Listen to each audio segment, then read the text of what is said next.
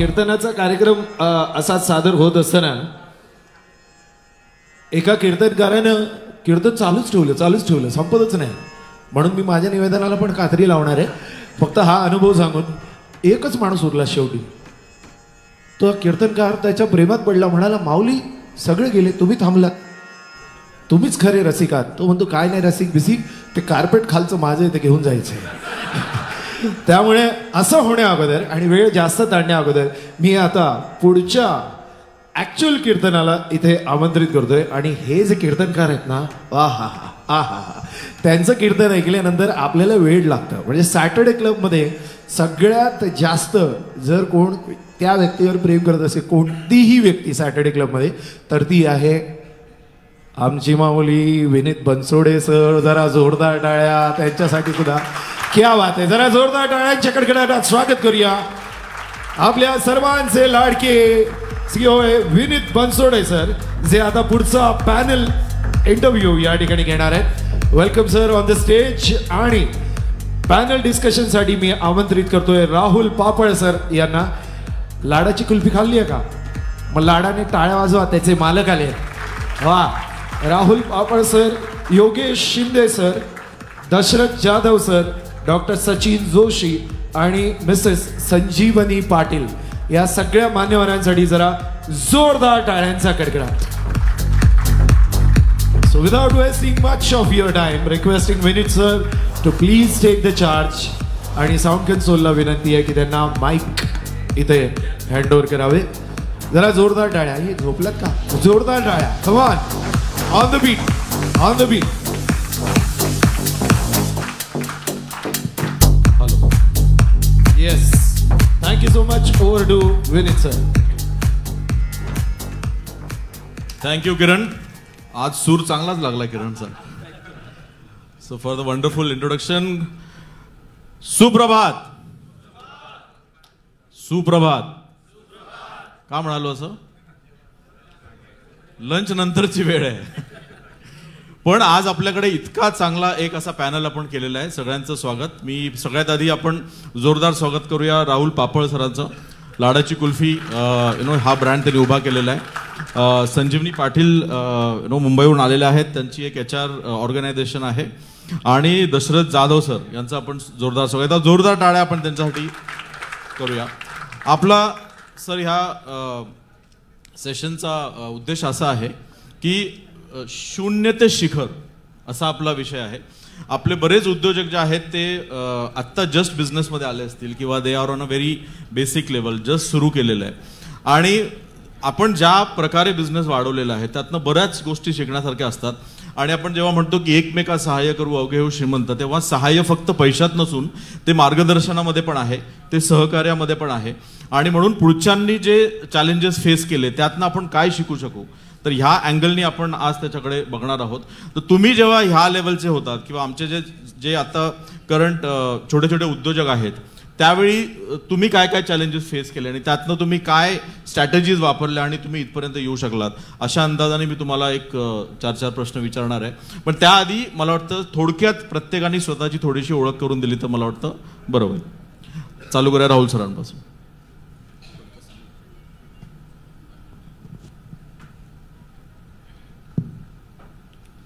नमस्कार, मी राहुल पापळ. लाडाची कुल्फी नावाचा ब्रँड आहे. तो 7 एप्रिल 2018 रोजी चालू झाला आणि आजच्या क्षणाला तो भारतातील सर्वात मोठा ब्रँड आहे. 750 फ्रँचायसी आमच्या आहेत. महाराष्ट्र, MP, कर्नाटक, गोवा आणि आता गुजरातमध्ये आहे. आपण हा ब्रँड नेला आहे आणि तो पहिला ब्रँड ठरला की मराठी माणूस. मल्टीपर्पज हॉल अँड कंट्रेशन ॲक्टिव्हिटी आहे. माझ्या व्यवसायाला 41 वर्ष झालेत. मी स्वतः त्याचा फाउंडर आहे आणि गेली 28 वर्ष ऑल इंडिया नंबर 1 अल्ट्राटेक सिमेंटमध्ये 1 नंबरचा पारितोषिक होतो. ही माझी ओळख आहे. दुसरी ओळख स्पोर्ट्सची आहे. Please sir, please sir. मी 20 वेळा आयरमॅन आहे. 20 वेळा आयरनमॅन. 1 वेळा अल्ट्रामॅन आहे आणि 1 वेळा ALL लंडन EWL लंडन ही रॅली पूर्ण केलेली. ही सगळ्या गोष्टी वयाच्या 60 नंतर केलेल्या आहेत. एक मिनिट, कुणी गेस करेल वय काय असेल सरांचं आता? 40. खूप जास्त सांगितलं तुम्ही. 68. 68. सो प्रत्येक उद्योजकाचं पहिलं गोल आहे स्वतःवर काम करणं, आणि त्या अँगलनी जात सर आपल्याला गायडन्स करणार आहेत. कारण आपण जे मिळवलेलं यश आहे ते जर आपल्याला एन्जॉय करायचं असेल तर health is the first thing. Coming to you Sanjeevani, how did you start, what do you do, काय करता तुम्ही, आणि जस्ट इंट्रोड्यूस युअर सेल्फ. मी संजीवनी पाटील, मी माइन ॲडवायझरी सर्व्हिसेसची फाउंडर आहे. आणि आम्ही HR सर्व्हिसेस किंवा ॲडवायझरी सर्व्हिसेसमध्ये आहोत. टिपिकली जेव्हा HR सर्व्हिसेस म्हणतात तेव्हा सगळ्यात आधी लोक विचारतात तुम्ही रिक्रुटमेंट करता का, तर आम्ही रिक्रुटमेंट नाही करत. आणि बऱ्याच म्हणजे ज्या कंप्लायन्सेस करता का किंवा ऑपरेशन्स करता का, पण ते पण आम्ही नाही करत. तर आम्ही बेसिकली ज्या ऑर्गनायझेशन्स आहेत त्यांना प्रत्येक कंपनी जेव्हा ग्रो होत असते त्या प्रत्येक कंपनीला एका स्टेजला आल्यावर काही बदल त्या कंपनीत घडवायचे असतात, ते गरजेचे असतात. आणि ते बदल 2 तऱ्हेचे असतात. एक स्ट्रक्चरमध्ये असतो, स्ट्रक्चरल बदल म्हणजे नॉट ओन्ली ऑर्गनायझेशन स्ट्रक्चर, पण स्ट्रक्चरल काही बदल असतात आणि काही कल्चरल बदल असतात. तर त्या दोन्ही बदलांमध्ये आम्ही अशा ऑर्गनायझेशन्सचे सपोर्ट करतो. आणि विनीत सर पण आमच्याबरोबर आहेत, कारण आधी आम्हाला खूप कॉर्पोरेट क्लायंट्स आमचे जास्त होते, पण नंतर आम्हाला गोडी लागली MSME सेक्टरमध्ये. आणि तिथे मला वाटलं की सरांना जितका MSMEची पल्स आहे ती पल्स म्हणजे मी कोणाची म्हणजे अजून बघितलं नाही आहे ज्यांच्याकडे तशी पल्स आहे. आणि that's where we are here. Thank you. So पुढचा प्रश्न असाच आहे की मला वाटतं तुम्ही आधी एक 10 वर्ष जॉब केलात, राईट? CMC मध्ये you are working in the CEO office. किती लोकांनी जॉब आधी केलाय आणि नंतर व्यवसाय केलाय? बऱ्याच लोकांनी ना. तुम्ही पण केलाय सर? अरे वा, क्या बात आहे, सगळ्यांनीच केलं. आपण मी पण 10 वर्ष नोकरी केली आहे. तर हा सगळ्यांनाच प्रश्न आहे की जेव्हा आपण पहिल्यांदा जॉब सोडतो आणि मग जेव्हा बिझनेस सुरू करतो ते चॅलेंजेस येतात, तिथे आर्थिक चॅलेंजेस येतात, फॅमिलीमधनं बऱ्याच वेळी सपोर्ट मिळत नाही, फायनान्शियल चॅलेंजेस येतात.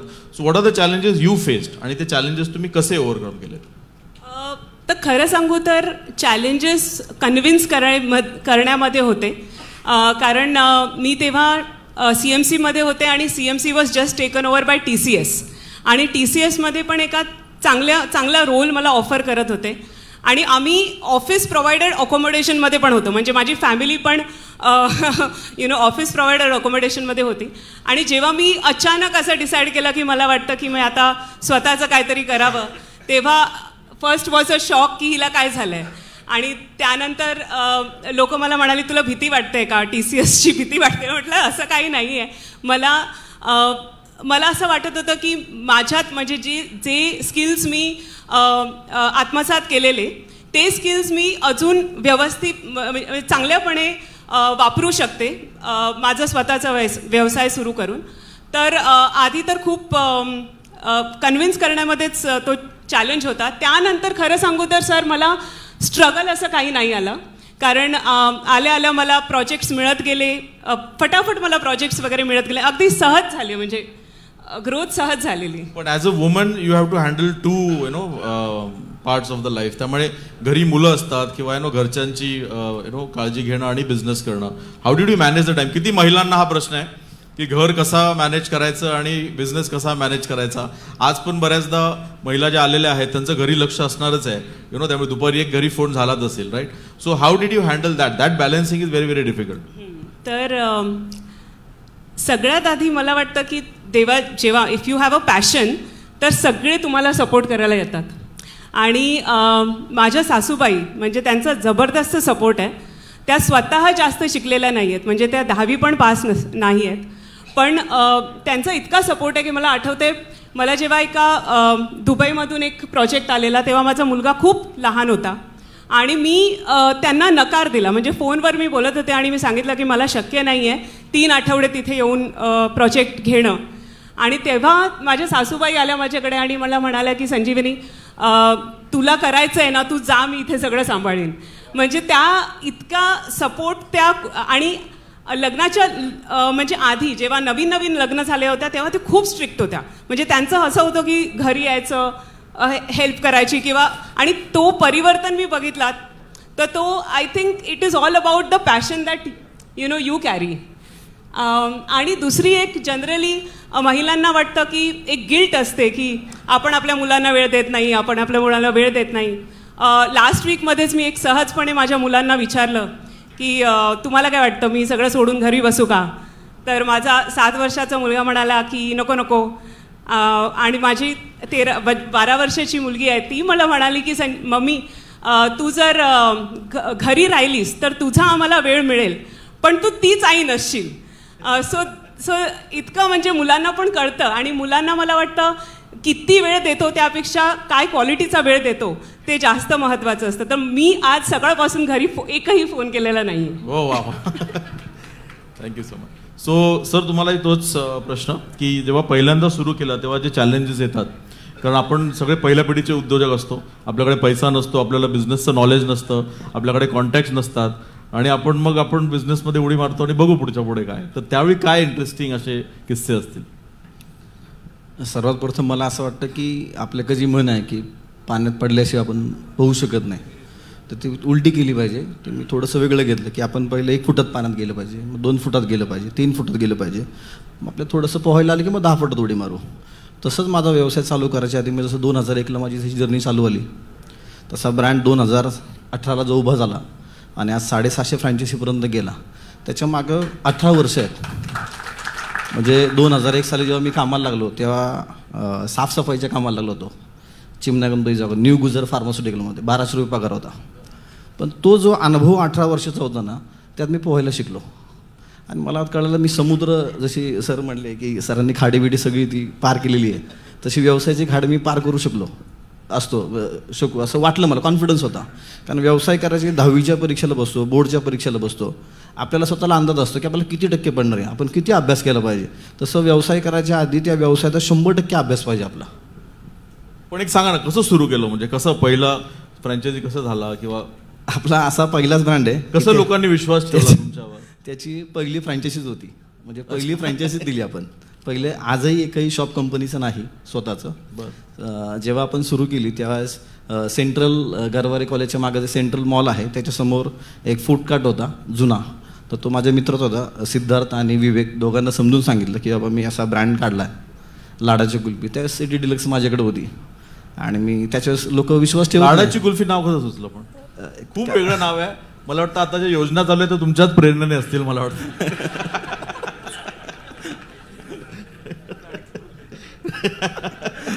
नाही असू शकतं, मी असं बोललोय खरंच आज असेल. त्यांनी पिंक कलरच घेतलाय,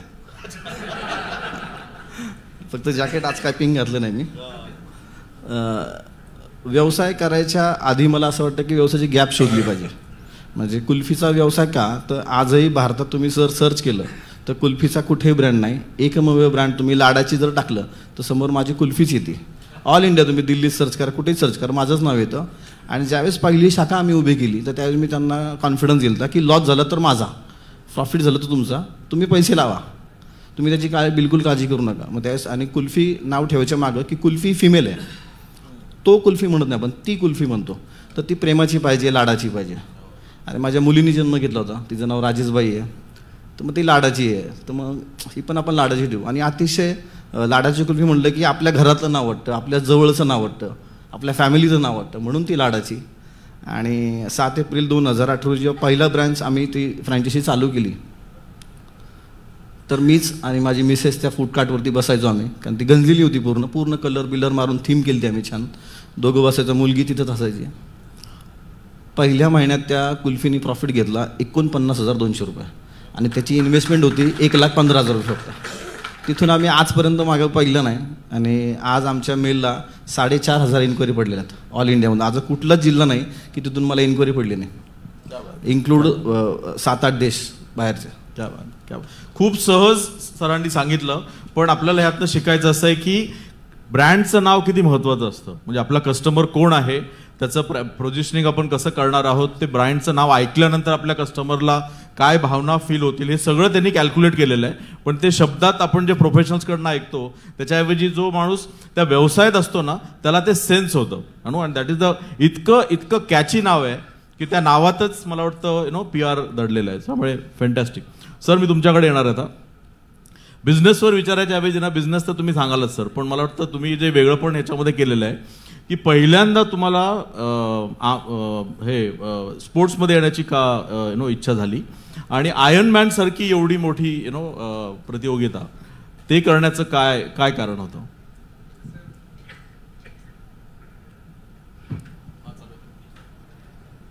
असंच जशी घटना घडती तशीच कुठली तरी घटना घडती. माझ्या बड्डे दिवशी मला मुलांनी सायकल गिफ्ट दिली. ॲक्च्युली मी पुण्यात जेव्हा 1975 साली आलो, 1978 साली 150 रुपयाची सायकल घ्यायची मला वेळ आली.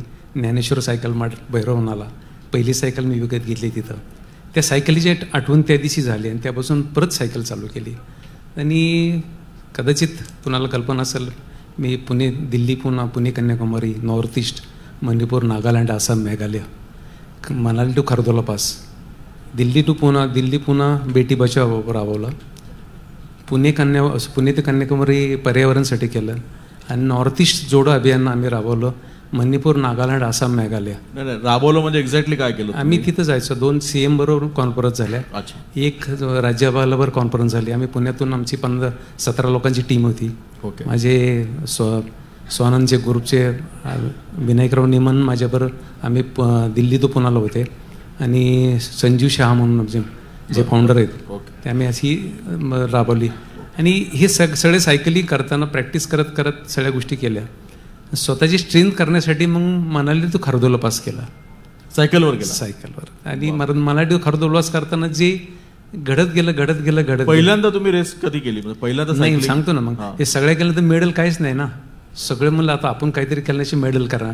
मग लंडन ही 1430 किलोमीटरची रॅली नॉनस्टॉप असते, ती रजिस्ट्रेशन केली आम्ही. 9 डॉक्टर, 4000 स्पर्धक असते जगात. नंतर 4 वर्षाची स्पर्धा असते ती. 9 डॉक्टर, मी आणि आमचे एक होलेहून मित्र, आम्ही असं 11 जणांनी रजिस्ट्रेशन केली. कुणी 450 सोडली, कुणी 600 सोडली. रेस कशी असते ते पण सांगा. ती रेस सगळे खडतर असते. खडतर म्हणजे एक भाग सायकलिंगचा असतो. नाही, ही सायकलचीच आहे ही रेस. अच्छा. आणि आम्ही 1 वर्ष प्रॅक्टिस केली यासाठी. आणि ही नॉनस्टॉप स्पर्धा असते. ही स्पर्धा केल्यानंतर असं आलं की 11वा माणूस सुद्धा आमच्या शेवटच्या स्पर्धेमध्ये पोहोचला नाही. 4000 म्हणजे 4000 मध्ये आम्ही 11 मधले एकाची कंप्लेंट नाही झाली. आणि माइंड असं निगेटिव्ह वाटण्यापेक्षा म्हणलं तर काहीतरी केलं पाहिजे. आणि म्हणून आयर्नमॅन करायचा प्रयत्न केला. आयर्नमॅन करताना पहिली मलेशिया निवडली. मलेशियन निवडताना कधी आयुष्यात समुद्रात पावलो नव्हतो, तिथं समुद्रात पावलो. कधी आयुष्यात सकाळी, कारण पहाटे सायकलिंगची सवय, कधी 35 डिग्री टेम्परेचरला सायकल करायची सवय नव्हती, ती तिथं केली. आणि कधी 37 डिग्रीला पळायची शक्य नव्हते की दर 2 किलोमीटरला बर्फाचं पाणी अंगावर टाकून पुढं जायचं असतं. तर ते केल्यानंतर अशी परिस्थिती झाली की 30 मिनटं अगोदर पहिली रॅली पूर्ण केली आणि आयर्नमॅन झालो आणि मेडल हातात मिळालं. म्हणलं आयुष्यात परत कधीच कुठली स्पर्धा करायची नाही. एवढ्या वाईट परिस्थिती केल्यानंतर कधी इच्छा नाही झाली. पण आताचे माझे कोच आहेत मिस्टर कौस्तुभ राडकर सर, ते एअरपोर्टला भेटले आणि त्यांनी मला परत प्रोत्साहन दिलं. ते वयवर्ष होतं माझं 60. वयाच्या 60व्या वर्षी पहिली आयर्नमॅन झाली. आणि थोडंसं एक सपोर्ट मिळाल्यानंतर सरांनी केल्यानंतर मग न्यूझीलंड केलं. अमेरिकेचे 2 वर्ल्ड चॅम्पियनशिप की भारतातला मी एकटा आहे. आता एक गोष्टी सांगितलं तर तुम्हाला खरं वाटणार नाही. भारतात एकमेव आहे. स्पर्धा कशी असते ते पहिले सांगतो. तसाच स्पर्धा असते. ही स्पर्धा पूर्ण करताना एक बेनिफिट असं आहे की 18 वर्षाचा स्पर्धक, 18च्या नंतर स्पर्धा होती, 18 वर्षाचा स्पर्धक आणि 60 वर्षाचा स्पर्धक दोघाला एकच स्पर्धा असते. त्याला दुसरी कुठली स्पर्धा नाही. गट वेगळे, हे जे वेगळे अशी कुठली स्पर्धा नसती. हे अशी केल्यानंतर जस्ट 3 वर्ल्ड चॅम्पियनचं सिलेक्शन झालं माझं. हे स्टोरी सांगणं गरजेचं आहे कारण त्याच्यानंतर जगातले मी 26 इव्हेंट केले, 4 इव्हेंट फेल गेले. हे स्पर्धा करताना वयाच्या 65व्या वर्षी मी अल्ट्रामॅन निवडली. अल्ट्रामॅनला 10 किलोमीटर पोहणे, 450 किलोमीटर सायकलिंग करणे विथ इलिव्हेशन असतं आणि 85 किलोमीटर धावणे. ही 36 तासाची स्पर्धा असते. ह्याला 12 तासाचे स्लॉट असतात. 10 तासात पहिल्या स्विमिंगनंतर -डिग्री टेम्परेचर काही ठिकाणी निर्माण होतं. 7 डिग्री टेम्परेचरमध्ये स्विमिंग केल्यानंतर नंतरच्या काळात मला मेडिकल इश्यू आला आणि वयाच्या 65व्या वर्षी ही स्पर्धा सोडायला लागली मला. आणि तिथं एकमेव स्पर्धा होतो की 60 नंतर करणारा. आणि ज्या दिवशी सोडली तर माझ्या फॅमिलीतनं मला एवढा सपोर्ट आहे. मिसेस म्हणते जिथं थांबायचं तिथं थांबायचं, एवढंच करा, तुम्ही कुठल्या स्पर्धा करा, फक्त शरीर ज्या दिवशी जिथं थांबायचं सांगाल तिथं थांबलं पाहिजे. तिथं थांबलो आणि त्या दिवशी ठरलं ही स्पर्धा आजच ठरवतो की पुढच्या 66व्या वर्षी पूर्ण करणार. आणि माझ्या कोचचा व्हिडिओ आहे अमेरिकेतला, जी स्टोरी सांगितल्यानंतर तिथले अमेरिकन जेवढे स्पर्धक किंवा जे याच्यामध्ये होते सगळ्यांनी टाळ्या वाजवून स्वागत केलं की 66व्या वर्षी भारतातला एकमेव स्पर्धक आहे की 65 वेळ सोडल्यानंतर 66व्या वर्षी पूर्ण करू शकतो. ती स्पर्धा 34 तास 51 मिनिटात मी पूर्ण केली. त्यामुळे हार जीत हा विषय नाही आहे, कारण कधी वाईट वाटलं नाही. कारण वयाच्या 60नंतर मला जर कोणी विचारायला गेला काय तुम्ही आत्ता एवढं प्रॅक्टिस केली कशी नाही झाली, ठीक आहे काय अडचण नाही, तुझं वय किती, तू काय करतो ते सांग, मग मी माझं उत्तर देतो, प्रत्येकाला सांगतो. त्यामुळे आता अशी परिस्थिती आहे की आज हडपसरला कमी कमी 100 डॉक्टर आहेत जे ह्या प्रॅक्टिस करतात. हडपसर असं एक संस्था झाली आमची तयार, कितीतरी स्पर्धक आहेत. आज मी पहिला आयरमॅन झालो हडपसरला, पण आज अशी परिस्थिती आयरमॅन आहे, सायकलिस्ट आहेत किंवा मॅरेथॉन करणारे, अल्ट्रा मॅरेथॉन करणारे सगळे स्पर्धक आहेत. मी दरवर्षी कमीत कमी 12 महिन्यात 12 स्पर्धा करतो. स्पोर्टचं विचारलं म्हणून सांगण्याचं गरजेचं आहे. माझ्या पुढच्या वर्षापर्यंत पूर्ण प्लॅनिंग आहे. माझ्या 13 तारखेला आता 13 एप्रिलला तैवान आहे, एक ब्राझीलला माझी 6वा खंड आहे. हे आयरमॅन 6 खंडात चालते, हा शेवटचा खंड आहे. ते शेवटच्या खंडात माझी 1 जूनला आहे ब्राझीलला आणि 5 ऑक्टोबरला बार्सिलोना आहे. अशा माझ्या पुढच्या स्पर्धा फिक्स असतात दरवर्षी प्रॅक्टिस. कारण ही गोष्ट कशी की जो व्यवसाय आता सगळे व्यावसायिक आहेत येतात, प्रत्येकजणांना वाटतं की व्यवसाय सर माझा तोच प्रश्न आहे पुढचा की आमची बिझनेस पण एक रेसच असते. बऱ्याचदा आपण थकतो, बऱ्याच वेगवेगळ्या, जसं त्यांचं 4 किलोमीटर पोहायचं असतं तसं आपले पण वेगवेगळे टप्पे असतात. तुम्हाला कधी असं वाटतं का की अरे हा खूप त्रास होतोय, हे आता सोडून द्यावं? अशा वेळी माइंडसेटचा काय रोल असतो किंवा कसं तुम्ही स्वतःला मोटिवेट करता परत? नाही, हे गोष्टी 2 गोष्टी आहेत. आता आपले प्राईम मिनिस्टर किंवा पवारसाहेब आहेत, हे दोन व्यक्तीकडे बघितले ते सगळ्या गोष्टी तुम्हाला त्याचं उत्तर देऊन जातील. आता परवाच मोदी साहेबांनी एक विचारलं की हे कुठले तुम्हाला विरासतमध्ये येणार नाही, तुम्हाला स्वतःचं शरीर स्वतःच तयार करावं लागणार आहे, स्वतःचं औषध स्वतःलाच खावं लागेल. तुमचे कितीही पैसे, किती झुंझुनवालाचा तुमचा शेवटचा लेख बघितला तर ते तुम्ही वाचलं तर त्याच्यावरून तुम्हाला लक्षात येईल की आपण नुसते पैशासाठीच करतात. मी बिझनेस किती करतो, माझे एक ग्राहक नाही म्हणतात, माझे गुरु आहेत इथं एक बसलेले, नंतर त्यांची ओळख करून देईल मी. असे लोक आहेत की त्यांना माहिती मी व्यवसाय काय करतो. मी शून्यातून स्टार्ट केलेला व्यवसाय, कदाचित त्या व्यवसायाची माहिती असेल. मी पुणे महाराष्ट्राने ऑल इंडियालाच करताना चॅलेंजिंग जॉब केला आहे. मी 1995 पासून नॉनस्टॉप महाराष्ट्राला आहे आणि 1997 पासून ऑल इंडियाला आहे. म्हणजे त्या टायमिंगला असं आहे की मी माझा स्वतःसाठी 4 तास देतो. आजचं सकाळचं टायमिंग माझा 3चं उठलेलं, 3:50चा माझा रन आहे. 15 किलोमीटर रन करून दुसरा एक अटेम्प्ट करून मी 7:15 ऑफिसला मध्ये काम करतो. परत आता ह्यांना असं विचारणं गरजेचं नाही आहे मला, कारण ज्याचा त्याचा प्रश्न आहे. पण प्रत्येकजण असं म्हणलं पाहिजे की मला वेळ नाही. व्यवसायात प्रत्येकाला वेळ आहे, पैसे कमवताना प्रत्येकासाठी वेळ असतो, पण स्वतःसाठी द्यायला कोणाला वेळ नसतो, असा हा प्रश्न आहे. त्याला मला मी उत्तर देऊ शकत नाही. Thank you so much. पुढचा प्रश्न राहुल सरांनाच आहे की ज्यावेळी चॅलेंजेस येतात बिझनेसमध्ये, फेल्युअर येतं, फेल्युअर मला वाटतं डेफिनेटली आलेच असतील, त्यावेळी खूप त्रास होतो. चुकीचे लोक भेटतात किंवा काही चॅलेंजिंग सिच्युएशन्स क्रिएट होतात. त्यावेळी फ्रस्ट्रेट झाल्यानंतर कसं स्वतःला सावरतं, माइंडसेट कसा असतो त्यावेळी? काय सर, व्यवसाय सुरू करताना ना माझे आदर्श छत्रपती शिवाजी महाराज आहेत, त्यामुळं मी त्यांना कायम पुजतो. आणि मग ज्यावेळेस औरंगजेब आलता किंवा अफजल खान आलता त्यावेळेस महाराज किती अडकले असतील, तर महाराजांनी कसा विचार केला असेल. म्हणजे जेव्हा कोविड आलं त्यावेळेस मला असं वाटलं नाही आता औरंगजेब आला आहे किंवा अफजल खान आला आहे, मग शिवाजी महाराजांची मानसिकता कशी असेल. तर त्यावेळेस जर मानसिकता शिवाजी महाराजांची पाहिली ती एकदम शांत होती. सगळे सहकारी जवळचे सांगत होते की महाराज सल्ला करा, औरंगजेबाला तुम्ही स्वाधीन व्हा, त्याची माफी मागा आणि तुम्ही कॉम्प्रोमाइज करा. पण शिवाजी महाराजांनी सांगितलं नाही की आपण नाही, आपल्याला आई तुळजाभवानी सांगितलं आहे, माझ्या स्वप्नात आली खरंच आलती का? तर ते मला असं वाटतं नसेल, की शिवाजी महाराजांचं पॉझिटिव्ह माइंडसेट होतं. सगळ्यांना काय सांगितलं की तुळजाभवानी माझ्या स्वप्नात आली, असं सांगितलं की तुम्ही अफजल खानाला मारणार आहे, बरोबर. सगळे मावळे पॉझिटिव्ह झाले. मग त्यावेळेस 2019मध्ये सर आमच्या 1.5 वर्षात आम्ही जवळजवळ 150 फ्रँचायसी ओपन केल्या त्या. आणि ते प्रेशर म्हणजे करता जो असतो ना सर, करता पुरुष जो असतो, मेन राजा असतो ना, त्याला कधी दुःख दाखवता येत नाही. मी काय हॅपी होतो, म्हटलं काहीच होत नाही, आपण ह्याच्या अजून रिसर्च करू. आणि मला असं झालं सर की आम्ही 2019मध्ये आमच्या प्रोडक्टची रेंज होती 18.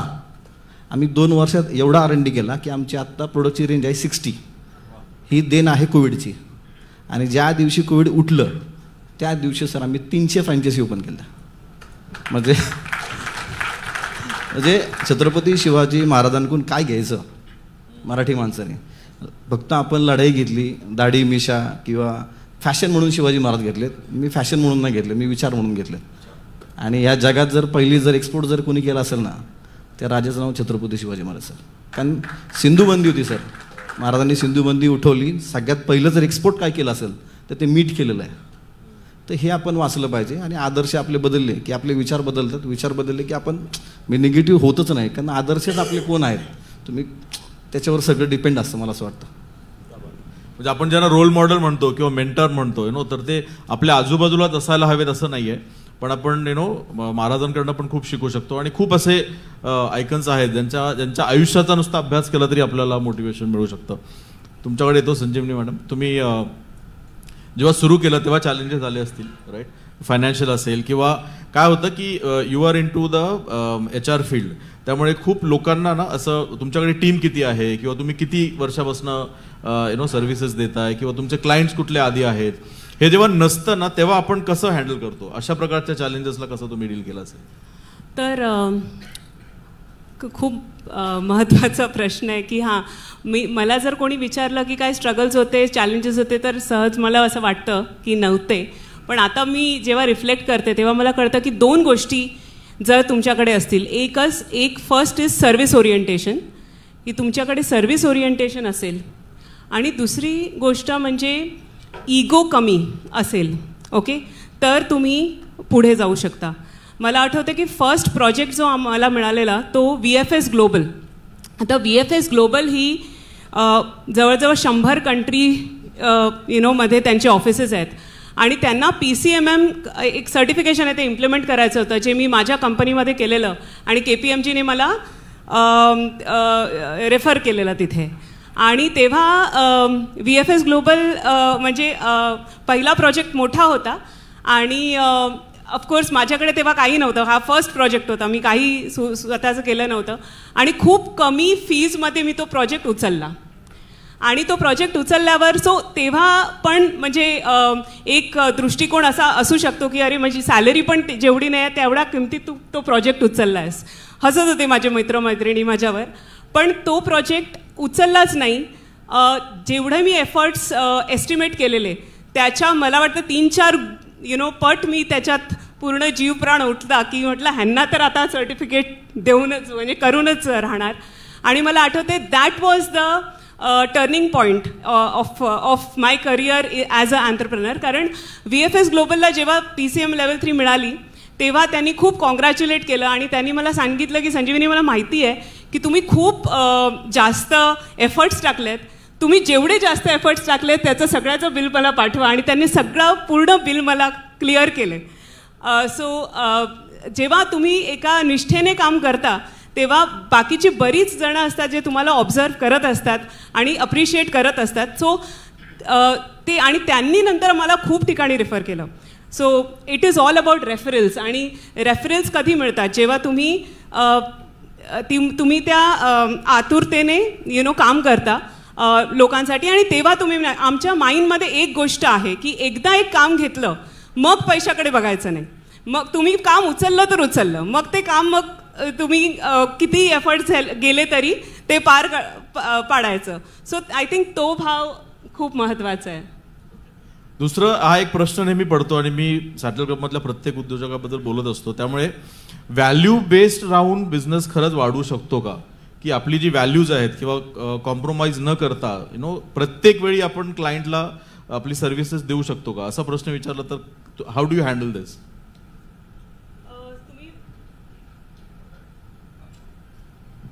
सो व्हॅल्यूजच आहेत ज्या तुम्हाला प्रेरणा देत असतात. ओके. आणि तुमच्या ज्या पण व्हॅल्यूज आहेत, म्हणजे आता माइंडमध्ये आम्ही म्हणतो पॅशन, एक्सलन्स आणि ट्रस्ट, ह्या 3 व्हॅल्यूजवर आमची संस्था चालते आणि ते आम्ही प्रत्येक जणात आत्मसात करतो. आणि ते असेच आले नाही आहेत, ते अनुभवातून आलेले आहेत. ऑर्गनायझेशनच्या ज्या व्हॅल्यूज आहेत त्या पण इतक्या महत्त्वाच्या असतात, कारण त्याच व्हॅल्यूज आहेत जे वेगवेगळ्या लोकांना एकत्रित आणतात. सो मी खूप बिलीव्ह करते की व्हॅल्यूज तुमच्या स्वतःच्या पण कधीच कॉम्प्रोमाइज करायच्या नाहीत, कारण जेव्हा तुम्ही तुमचे व्हॅल्यूज कॉम्प्रोमाइज करता तेव्हा तुम्ही तुमचं सेल्फ एस्टीम खाली आणता. आणि जर तुम्ही तुमचं सेल्फ एस्टीम खाली आणलं तर मग तुम्ही ग्रो नाही करू शकत. म्हणजे if you are doubting yourself you will never grow. पण कधी टेम्पटेशन होतं ना, रे थोडं मी मॅनिप्युलेट केलं तर मला ही ऑर्डर मिळेल किंवा मला थोडासा असं होईल, how do you overcome that? Temptation होतं पण मला कदाचित हे असं टेम्पटेशन कधी नाही आलं, कारण मे बी मी आधी टाटाजमध्ये होते आणि मे बी ते भिडलेलं आमच्यामध्ये असं म्हणजे मी खूप क्लिअर होते. मला आठवते की एका प्रोजेक्टमध्ये त्यांनी मला किकबॅक मागितलेला माझ्याकडून आणि मी पुढे गेलेले, almost done and he asked for a kickback. It was a big project and I stepped back. टाळ्या, याच्यावर टाळ्या व्हायला हव्यात. तर व्हॅल्यू आणि नीतिमत्ता हे बिझनेसमध्ये किती महत्वाचं आहे sir, Rahul sir? Value sir 100% महत्त्वाची आहे. मी कायम म्हणतो की घरात जर साप निघला ना सर, तर आपण काय करतो, साधारणपणे मारतो आपण त्याला. पिंडीवर बसला की पाया पडतो. त्यामुळे आपण कुठं बसलं पाहिजे, व्हॅल्यू कुठं ठेवली पाहिजे आपली, ते कळायला पाहिजे. आणि नीतिमत्ता म्हटलं तर सर आमचा जो प्रोडक्ट आहे लाडाची कुल्फी, तर आम्ही कुठेही कॉम्प्रोमाइज करत नाही, काही येऊ. म्हणजे ज्यावेळेस आमची लॉकडाऊनच्या आधी दुधाचा भाव होता 48 रुपये म्हशी दुधाचा, तो डायरेक्ट 62वर गेला. आणि सगळ्या फ्रँचायसी अडचणीत आल्या की आता दूध वाढलं तर भाव पण वाढणार. तर त्यांच्या डोक्यात होतं की 20ची कुल्फी तर 30 रुपये करणार, कारण 19च्या आधी टर्नओव्हर आमचा 1.5 CR आतमध्ये होता. GST वाढला, प्लस दूधही वाढला. मग त्यावेळेस काय करायचं, आम्ही सिम्पल बोर्ड लिहिले सर सगळ्या शाखेंवरती की दुधाचा भाव हा होता, त्याच्यामुळं हा रेट होता, आता 68 झाला आहे म्हणून आम्ही 10 रुपये वाढवले. त्यात आमची कंपनी GSTमध्ये नव्हती, तर GSTमध्ये आम्ही आलो आहे, कारण आमचं देशावर प्रेम आहे, त्यामुळे GST चुकवणार नाही आम्ही, असा बोर्ड लिहिला आम्ही. आणि कस्टमर म्हणले अरे हे छान लिहिलं आहे, तुम्ही अजून 10 रुपये वाढवा. त्यामुळं कुठेही कॉम्प्रोमाइज नाही आम्ही केली. आणि नीतिमत्ता आपली छान पाहिजे. म्हणजे व्यवसाय करताना चांगली भावनाच तुम्हाला मोठी बनवतं. आणि ह्याचा टीमवर कसा इम्पॅक्ट पडतो? म्हणजे आपण जर एक व्हॅल्यू बेस्ड ऑर्गनायझेशन असेल तर लोकांमध्ये ते प्रेरणा त्यांनी मिळते का, किंवा तुम्हाला काय अनुभव आहे, किंवा तुम्ही जेव्हा असे व्हॅल्यूज सांगता तुमच्या टीमला तर त्यांच्यात काय बदल घडतो? नाही, बदल त्यांच्या माइंडसेटमध्ये खूप झाला. काय होते, बऱ्याचदा माझ्याकडं जे फ्रँचायसी घेणारे जी लोक आहेत ती साधारण आमचे फूड कार्ट जास्त आहेत. ते साधारण दिवसभर काम करतात, 8 वाजता गाडी लावतात, आमची कार्ट लावतात, 12 वाजता बंद करतात. टेंटेटिव्ह माइंडसेट काय, बी कॅटेगरीची सगळी, म्हणजे ए कॅटेगरी बी ह्याच्यातली सगळी मध्यमवर्गीय सगळे, तर त्यांच्या डोक्यात ती गरिबी असते की समोर तर 30 रुपये देईल का, आपण समोरच्या खिशात किती पैसे आहेत तो देणार आहे का नाही हे तुम्ही ठरवू नका ना. मग त्यांच्या डोक्यातून तो पहिला माइंडसेट करा, लोकांकडे चांगले पैसे आहेत, आपण चांगलं प्रोडक्ट दिलं पाहिजे. लोक ट्रान्सफॅट आहे, तर ट्रान्सफॅटने बरेचसे हार्टचे प्रॉब्लेम होतात, कारण त्यात ऑइल असतं. आमचा ऑइल बेस नाही आहे बिलकुल, 100% दूध आणि फ्रूट बेस आहे. म्हणजे सांगायला सुरुवात केली. आता कस्टमरचा आम्हाला प्रॉब्लेमच येत नाही. म्हणजे आमच्या शाखेंच्या ज्या अडचणी होत्या, 5 रुपये वाढले की त्यांच्या 8 यायच्या, अरे सर आता कस्टमर तुटल. म्हटलं असं काही तुटत नाही. जो स्वस्तवाला जो कस्टमर असतो ना, म्हणजे आज मी 10ला विकली, तो शेजारी 8ला विकली, तिकडं गर्दी करतील स्वस्तवाले कस्टमर. म्हटलं ज्याला क्वालिटी घ्यायची ना तो ठाम असतो, ते ठाम कस्टमर आपल्याशी जुळून घेऊ. मग ते माइंडसेट सगळा बदलला शाखेंचा. त्याला वेळ लागला पण आम्ही बदलला. Very good. तर तुम्हाला तोच प्रश्न आहे, तुम्ही जरी एकटे स्पोर्ट्समध्ये असाल तर मला वाटतं तुमच्यावर एक टीम आहे आणि ती टीम बरंच काम करत असते. तर टीम सपोर्टबद्दल थोडं सांगा. कसं जसं उद्योजकाला घडवण्यासाठी पण एक टीम लागते, तसंच एका स्पोर्ट्समनला घडवायला पण एक टीम लागते. What is the importance of team? नाही, कसं आहे, प्रत्येक गोष्टीला महत्त्व देण्याचं आहे. माझ्याकडे ऑफिस बॉय, त्याला जेवढं महत्त्व आहे तेवढंच महत्त्व माझ्या टॉपच्या लेवलला लोकांना. आता माझा किती कोटीचा बिझनेस सांगणं योग्य नाही वाटत, परंतु माझा ऑफिस साफसफाई करणारा व्यक्ती तो आज माझी बँकची टोटल 100% काम बघतो. हे जर कुणाला सांगायला गेलं तर मी त्याला घडवलं, कारण ही संस्कार मला टेल्कोतून मिळाले. मी टेल्कोच जॉब करत होतो, 10 वर्ष मी जॉब केलेलं आहे. ते जे संस्कार मिळालेत, मी टाटा आणि बिर्ला, टाटानी मला संस्कार दिले आणि बिर्लानी बिझनेस शिकवला. ह्या 2 गोष्टी गरजेच्या आहेत. म्हणून आपण ग्राहक कसं आहे की 2 गोष्टी आहेत. जसं स्टाफला जे आपण वापरतो, आता माझा चहा देणारा मुलगा आत्ता मलेशियाला जाऊन आला. हे जर कोणाला सांगायला गेलं तर माझा ऑफिस बॉय आत्ता मलेशियाला टूरला जाऊन आलेला आहे. तर ह्या गोष्टी सांगितलं तर खरं वाटेल. का महत्त्व? जे ग्राहक माझे समोर बसलेले आता एक ग्राहक आहेत, ते मलेशियाला माझ्याबरोबर होते, त्याच्यानंतर स्टोरी सांगाल. पण माझे स्टाफ आत्ता 40च्या 40 स्टाफ आत्ता मलेशियाला जाऊन आला. का जाऊन आला? की देशात जगात काय चाललं आहे, आपल्या देशात काय चाललं आहे, बाहेर काय चाललं आहे, हे जोपर्यंत त्यांना माहीत होत नाही तोपर्यंत तुम्ही ग्राहक कोण आहे? आपण घरामध्ये पूजा करतो, देवाचे पाहिजे तेवढं अर्धा तास 1 तास पूजा करतो. आपल्याला देवाचे सुखात ठेवू, पैसे दे, इन्कम चांगला होऊ दे. पण गेल्यानंतर व्यवसायात आपला येणारा ग्राहक तो देव आहे आपल्यासाठी. हे जोपर्यंत सिद्ध होत नाही, तो आपल्याला जेवढ्या देवघरात देवाला महत्त्व देतो आणि समोरच्या ग्राहकाला जर देव समजत नाही तोपर्यंत आपला स्टाफ काम करू शकत नाही. आणि त्याला ग्राहकाला जोपर्यंत देव म्हणत नाही, कारण तुम्हाला व्यवसाय देणारा तो देवच आहे, कारण तुम्हाला त्या व्यवसायातनं त्याच गोष्टी देऊ शकतो की समोर आपण किती लाडाची कुल्फी असू नये आणि कुठले बिझनेस असो, शेवटी आपण कुणाचे जेवण करतो, त्याला महत्त्व देणं गरजेचं. आणि दुसरं महत्त्व असं आहे की स्टाफला एक सांगितलं की आपल्याला 1 दिवसाचा क्लायंट नको, आपल्याला 365 दिवस बिझनेस करणारे लोक आपल्यापाशी पाहिजेत. आपल्याला आज पैसे देणारे अजिबात नको. ज्या शॉर्टेजच्या पिरियडमध्ये पुण्यातले कित्येक लोकांनी, मला काही कोणाची नावं घ्यायची नाही, पण ऑन घेतले सिमेंटमध्ये, बऱ्याच गोष्टी होत्या त्या. या गोष्टीला 8-10 वर्ष 10 वर्ष गोष्टी. तर आम्ही असं एक ठरवलं की जे कंपनीचं बेस आहे त्या बेसवर जर काम केलं तर आपल्याला ग्राहक आपल्याला 365 दिवसात. हा ग्राहक प्रत्येकासाठी लागू होतो, म्हणजे माझ्या एकट्यासाठी लागत नाही की आज आपल्याला नुसतं आजचा दिवसाचा प्रॉफिट नको आहे, आपल्याला लॉंग टर्म. आम्ही कुणाचे जेव्हा धंदा करतो त्यांना जर 2 पैसे कमवून दिले, ते जर स्ट्रॉंग झाले तरच आपण स्ट्रॉंग होऊ शकतो. आणि हे संस्कार वाचून होणार नाही सर, हे तुम्हाला व्यवसायातून निर्माण करावं लागतील, कारण हे संस्कार तुम्हाला वाचून होणार नाही. पुस्तकी ज्ञान किती आलं, माझं शिक्षण फार कमी आहे, पण मी प्रत्येक गोष्टीला टेक्नॉलॉजी आणत गेलो. पहिले कॉम्प्युटर आले, मोबाईल आले, स्पेजर आले, ज्या गोष्टी चांगल्या देताल स्टाफला असेल, ऑफिसमध्ये असेल, ते देत गेलो. आता 41 वर्ष झालं माझ्या कंपनीला मी चालू करून. करताना असं कधी वाटलं नाही की मी ह्या गोष्टी सोडून द्यावा. आपल्याला आज एखाद्या, म्हणजे आता ह्या गोष्टीत मी GSTला कोण आत्ता असेल तर मी माझ्या व्यवसायाला जेवढी मी क्लायंट तयार केले त्यासाठी मी 2 कॉन्फरन्स वॅट असताना घेतल्यात. GST यायच्या अगोदर मी 500 लोकांची कॉन्फरन्स घेतली, 500 पुस्तकं वाटली की पुढं व्यवसायात ज्यांनी असं सांगितलं की GST गरजेचं आहे. शेवटी आपण देशासाठीच करतो, आपल्या स्वतःसाठी करत देशासाठी करतो, ते भरणं गरजेचं आहे. हे जोपर्यंत लोकांना समजत नाही. आता कसं शिक्षणात प्रत्येकाकडं आता GSTचा प्रकार प्रत्येकाला माहिती की प्रत्येक दुकानदाराला सगळ्या गोष्टी करणं शक्य नाही आहे, पण कुठंतरी आवाज आणायचा प्रयत्न करतो. ओके सर, मगाशी तुम्ही म्हणालात घरून तुम्हाला असं सांगितलंय की जिथपर्यंत बॉडी सपोर्ट करेन तिथपर्यंतच तुम्ही करा. तर रिस्क जिथपर्यंत असते ना, तो त्याला मी बिझनेसमध्ये रिस्कशी कनेक्ट करतो की जिथपर्यंत आपण रिस्क घेऊ शकतो तिथपर्यंतच करा. बऱ्याचदा प्रॉब्लेम काय होतो, कारण आपण ओव्हर ट्रेड करतो, लोक अशी रिस्क घेतात जे आपण हँडल नाही करू शकत. तर तुम्ही हे कसं बघता, म्हणजे स्वतःला कसं तो अलर्टनेस कसा ठेवता की मला इथपर्यंतच रिस्क घ्यायची आणि याच्या पुढे मला आता थोडं बॅकफुटला आलं तरी चालेल. तर हे रिस्क आणि बॅलन्स ह्याचा कसं तुम्ही हे करता? 2 गोष्टीत आपल्या खिशात काय ते बघितलं पाहिजे, ते बघण्याची गरज आहे, आपल्याला काळाची गरज आहे. आपण कुठंपर्यंत काम केलं पाहिजे आणि कुठंपर्यंत थांबलं पाहिजे आपला खिस्सा सांगू शकतो. दुसरं असं की कुणाच्या जीवावर धंदा करतो त्यांची परिस्थिती काय. त्यांना मी आज जे जसं ह्यांनी 600 काउंटर म्हणजे फ्रँचाईज चालू केल्या, मी आत्तापर्यंत एका नगरसेवकाच्या मुलांना सुद्धा तयार केलं. तर त्याचं एक उदाहरण देतो मी. ते म्हणले माझ्या मुलांना व्यवसाय टाकायचा. म्हणलं नाही, त्यांना समोर आणा, मी स्वतः गोडाऊनमध्ये जातो, मी 5 पोती 10 पोती किंवा स्टीलचे बंडल उचलतो, त्याची तयारी आहे का? आहे.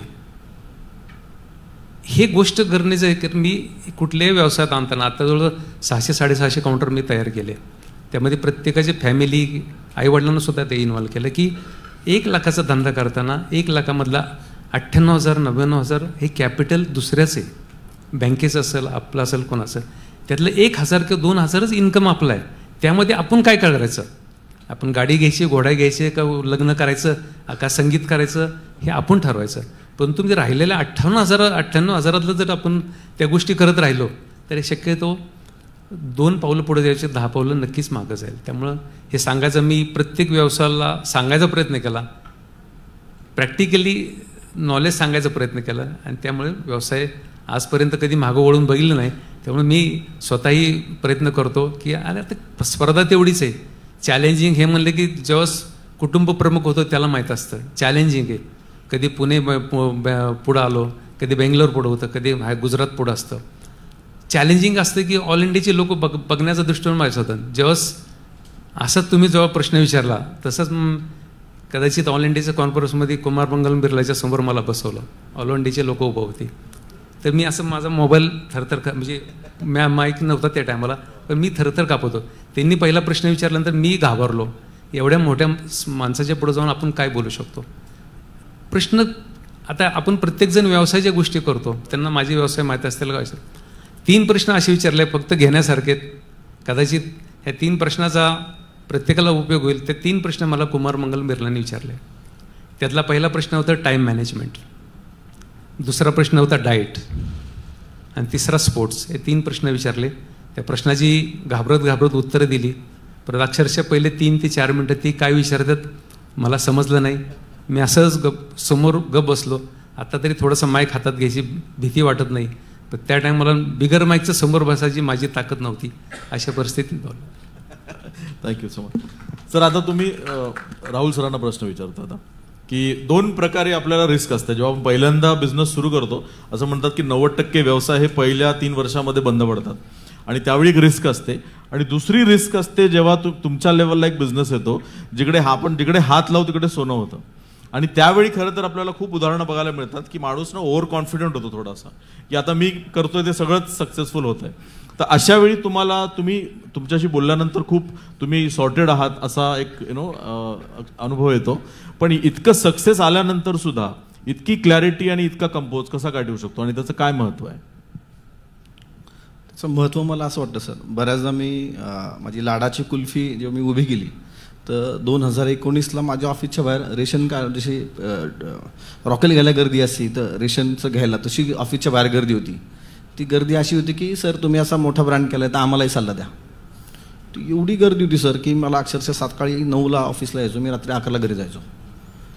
तर मी नंतर पाटी लावली की मी ब्रँड प्लस नावाची कंपनी काढली, लिहिलं बाहेर की सल्ला द्यायला 5 लाख रुपये घेतो मी.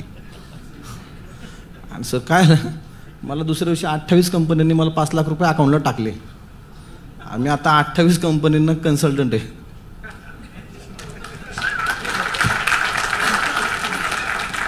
लाडाचा ब्रँड म्हणून देऊ तुमचा. एका कंपनीचं नाव सांगू शकत नाही, ती पहिलीच कंपनी आहे, तिचा टर्नओव्हर 10,000 कोटी आहे. त्या पहिल्या कंपनी मला चेक दिला, आणि मग ते सुरुवात अशीच झाली. आणि नंतर मला असं वाटतं की एका उंचीवर गेलं माणसाला असं वाटतं खूप काही करावं. माझं म्हणणं आहे की खूप काही करायचं नसतं. त्यावेळेस एकच जी गोष्ट आपण त्या सक्सेस झालो त्याच गोष्टीत खूप काही करायचं असतं. आपण आता शेवटाकडे आलो. एकदम शेवटचा प्रश्न, उद्योजकामध्ये कुठले गुण असायला हवेत? टॉपचे 3 किंवा 5 गुण तुम्ही सांगू शकता. काय असायला हवं उद्योजकामध्ये? नाही, एक तर मी सांगितलं की जो व्यवसाय करताय तोच मोठा करा. बऱ्याचदा असं मध्ये वाटतं की अरे आता इथं याचा दुसरा व्यवसाय करू, कारण संगत अशी असते की आता सिमेंटमध्ये पैसे जास्त मिळतात का, मी सिमेंटचं केलं पाहिजे का, हा कन्फ्युजन करू नका. मग तुमच्यावर विश्वास ठेवा त्या व्यवसाय करता. दुसरी गोष्ट, मी खूप उद्योजक बघितले, कारण मी ॲज अ कन्सल्टंट आहे आता 28 ब्रँडला, त्यामुळे मला त्यांना खरं बोलावं लागतं. तर मला असं बऱ्याचदा कळतं की पैसे आल्यानंतर उत्तम गुंतवणूक जर झाली नाही तर माणूस अडचणीत आलेले आहे. खूप सारे ब्रँड उत्तम गुंतवणूक न झाल्यामुळे अडचणीत आलेत. त्यामुळे उत्तम गुंतवणूक पाहिजे. आणि तिसरी की उत्तम फॅमिली रिलेशन पाहिजेत. खूप फॅमिली रिलेशन पाहिजे. मी कायम सांगतो की 5 मी गुण सांगतो की एकतर चांगली फिटनेस महत्त्वाची आहे, उत्तम कुटुंब महत्त्वाचं आहे, उत्तम गुंतवणूक महत्त्वाची आहे आपली. ह्या सगळ्या गोष्टी मिळून एक उत्तम व्यावसायिक होतो. मग याला एक 360 डिग्री आहे, त्याला तर खूप बोलण्यासारखं आहे, पण आता वेळ कमी आहे त्यामुळे आपण बोलूया. Thank so so. महिलांच्या दृष्टीने to become a good entrepreneur, काय काळजी घ्यावी लागेल, काय सॅक्रिफाईस करावा लागतो, आणि what are the qualities every woman should have?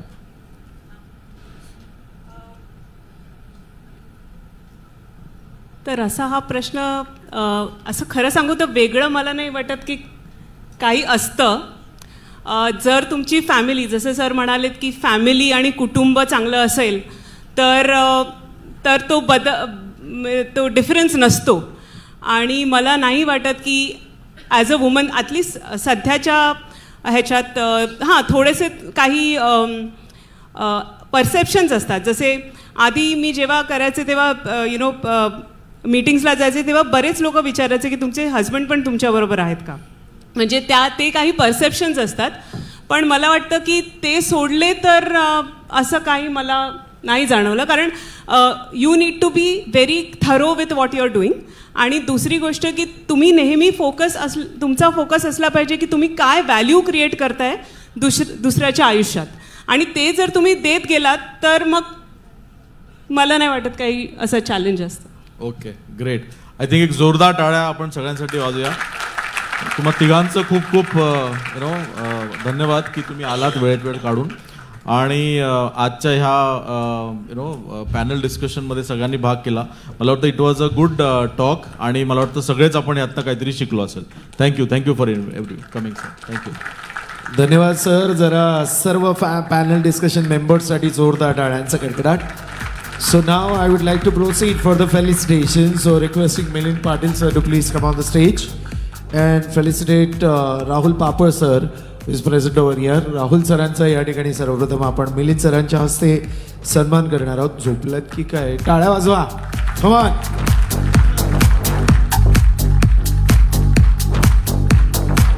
Okay.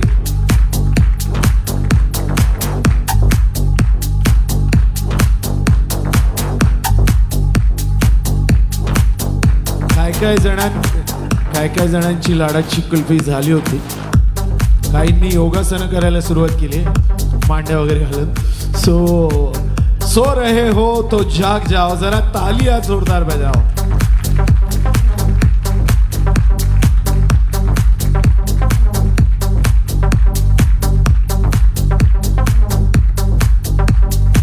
पुढचा सन्मान आहे मिलिंद पाटील सरांनाच विनंती करेन की त्यांनी दशरथ जाधव सर यांना या ठिकाणी सन्मानित करावं. दशरथ जाधव सर.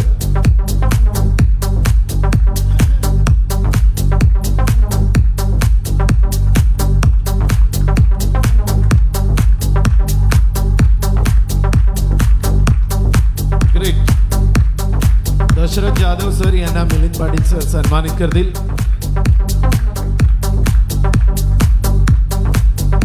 यानंतर संजीवनी पाटील मॅडमना अश्विनी कुलकर्णी मॅडम RH नाशिक सन्मानित करतील. अश्विनीजी.